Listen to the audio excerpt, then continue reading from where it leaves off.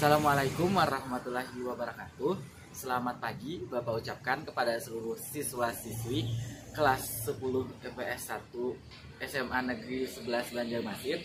Selamat kembali bertemu di mata pelajaran geografi.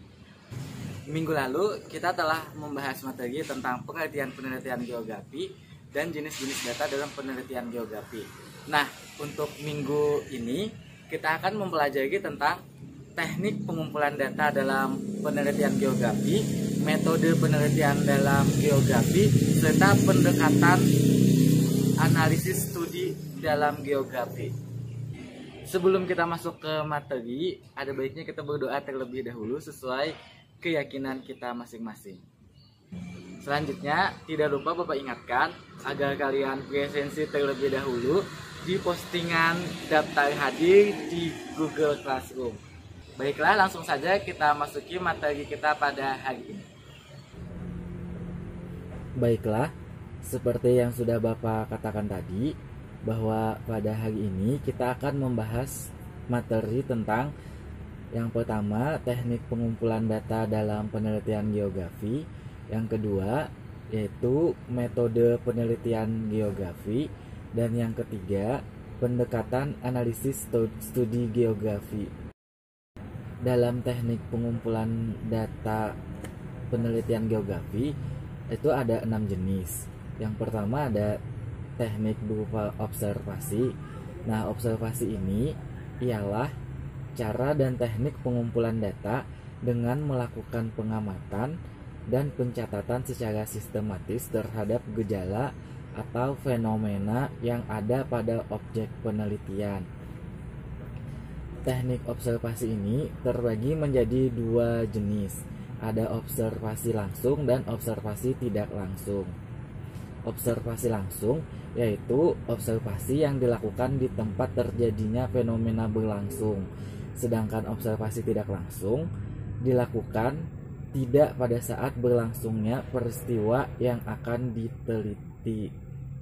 Jadi, kalau observasi langsung itu observasinya dilakukan ketika suatu kegiatan yang kita teliti itu sedang dilaksanakan dan kita menelitinya atau mengamatinya langsung ke tempat kejadian itu. Sedangkan observasi tidak langsung, kita tetap ke tempat kejadian peristiwa yang akan kita teliti, akan tetapi ketika kegiatan itu telah berakhir atau tidak pada saat kegiatan itu sedang dilaksanakan.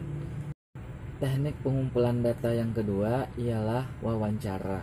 Nah, wawancara ini merupakan suatu metode pengumpulan data dengan cara tanya jawab yang dikerjakan dengan sistematis dan berlandaskan pada tujuan penelitian. Pada umumnya, wawancara ini terdiri atas 2 orang atau lebih hadir secara fisik dalam proses tanya jawab tersebut. Selanjutnya, teknik pengumpulan data yang ketiga ialah angket. Angket yaitu usaha mengumpulkan informasi dengan menyampaikan sejumlah pertanyaan tertulis untuk dijawab secara tertulis oleh responden. Selanjutnya, teknik dokumentasi yaitu digunakan untuk memperoleh data langsung dari tempat penelitian, meliputi buku-buku yang relevan, peraturan-peraturan, laporan kegiatan, film dokumenter, dan data lain yang relevan. Selanjutnya, teknik pengumpulan data sekunder, yaitu data yang diperoleh seorang peneliti secara tidak langsung dari subjek atau objek yang diteliti, akan tetapi melalui pihak lain seperti instansi atau lembaga yang terkait, perpustakaan, arsip perseorangan, dan Selanjutnya, teknik pengumpulan data dalam penelitian geografi yang berupa pengumpulan data dengan penginderaan jauh. Nah, yang seperti kita ketahui bahwa data penginderaan jauh itu dapat berupa citra foto dan data digital atau numerik. Nah, dalam pengumpulan data dengan penginderaan jauh itu ada 2 cara. Ada dengan cara manual dan dengan cara elektronik. Nah, kalau dengan cara manual, pengumpulannya dilakukan melalui foto udara, yaitu dengan melakukan interpretasi secara visual. Penggunaannya dapat dilakukan untuk berbagai keperluan seperti perencanaan jalan, perencanaan irigasi, perencanaan permukiman, dan pembuatan peta topografi. Biasanya foto udara yang digunakan itu berskala besar, yaitu 1:10.000 hingga 1:25.000. Sedangkan pengumpulan data dengan penginderaan jauh melalui cara elektronik dapat dilakukan baik secara manual maupun secara numerik. Cara elektronik mempunyai kelebihan karena menggunakan spektrum elektromagnetik. Kemampuannya lebih besar dan lebih pasti dalam membedakan karakteristik spektoral. Objek dan analisisnya lebih cepat karena menggunakan komputer. Pengamatan data citra pada cara elektronik disesuaikan dengan tujuan penelitian itu sendiri. Selanjutnya kita masuk ke materi metode penelitian geografi. Yang pertama itu dengan metode studi lapangan. Nah, yaitu pengamatan secara langsung di lapangan berguna untuk mengetahui dan memahami permukaan bumi serta kegiatan manusia. Metode ini dilakukan dengan terjun langsung mengamati objek di lapangan. Dengan melakukan studi lapangan ini akan mengetahui karakteristik khusus permukaan bumi. Metode penelitian geografi yang kedua yaitu dengan cara wawancara atau interview. Nah, metode ini dilakukan dengan mengajukan pertanyaan kepada responden tentang hal-hal yang perlu diketahui. Responden harus menjawab dengan jelas atas semua pertanyaan. Metode ini dipilih apabila hal-hal yang ingin diketahui tidak dapat diperoleh dengan metode pengamatan. Selanjutnya, metode penelitian dalam geografi yang ketiga yaitu pemetaan. Nah, metode ini dilakukan dengan menyeleksi berbagai informasi di daerah yang akan dipetakan. Seleksi menghasilkan informasi objek terpilih yang diperlukan saja, sehingga dapat menggambarkan tempat, pola, dan karakteristik unsur geografi dalam pemetaan. Selanjutnya, metode penelitian yang keempat dalam penelitian geografi yaitu metode kuantitatif. Nah, metode ini merupakan metode penelitian geografi yang menggunakan perhitungan matematika dan statistika. Pengujian hasil penelitian yang berupa angka-angka dilakukan dengan bantuan komputer.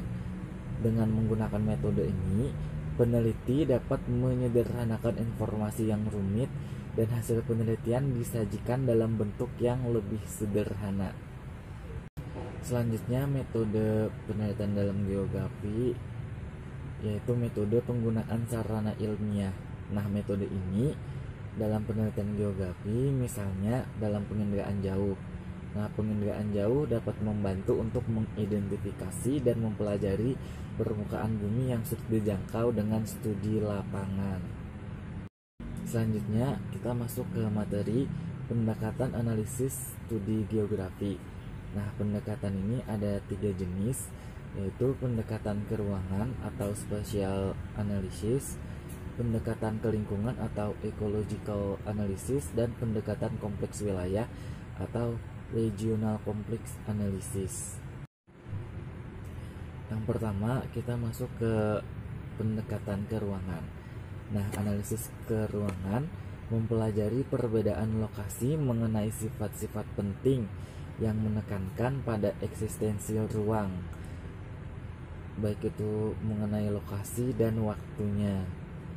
Dalam analisis keuangan yang harus diperhatikan ialah penyebaran penggunaan uang dan penyediaan uang yang akan digunakan untuk berbagai keperluan yang telah direncanakan. Contoh pendekatan keuangan yaitu wilayah Indonesia merupakan kawasan yang rawan bencana alam seperti gempa bumi dan gunung meletus. karena wilayah Indonesia merupakan pertemuan 3 lempeng benua dan 2 jalur pegunungan api dunia. Nah, pada contoh tadi dapat kita ketahui bahwa dalam pendekatan keuangan itu yang ditekankan ialah eksistensi ruangnya. Jadi kenapa wilayah Indonesia itu rawan bencana? Karena ruang yang ditempati oleh wilayah Indonesia itu berupa pertemuan 3 lempeng benua dan 2 jalur pegunungan api dunia, sehingga menyebabkan ruang atau wilayah Indonesia tadi rawan terkena bencana alam. Selanjutnya, pendekatan yang kedua yaitu pendekatan ke lingkungan atau ekologi. Ekologi merupakan studi mengenai interaksi antara organisme hidup dan lingkungannya. Pendekatan ke lingkungan merupakan analisis berdasarkan interaksi manusia dengan lingkungannya yang menciptakan sebuah ekosistem. Pendekatan ini menekankan pada keterkaitan antara fenomena geosfer dan variabel lingkungan yang ada, serta mengaitkan hubungan makhluk hidup dengan fenomena alam dan perilaku manusia. Nah, contohnya untuk pendekatan ini yaitu penebangan hutan di wilayah Puncak Cisarua Bogor mengakibatkan bencana tanah longsor, banjir, kan jatuhnya korban jiwa dan harta benda. Nah, dari contoh ini dapat kita ketahui bahwa terjadi interaksi antara makhluk hidup dengan lingkungannya, yaitu penebangan hutan yang dilakukan oleh makhluk hidup yaitu manusia menyebabkan terjadinya bencana tanah longsor. Selanjutnya, pendekatan yang ketiga yaitu pendekatan kompleks wilayah. Pendekatan kompleks wilayah adalah kombinasi antara analisis keruangan dan analisis ekologi atau kelingkungan.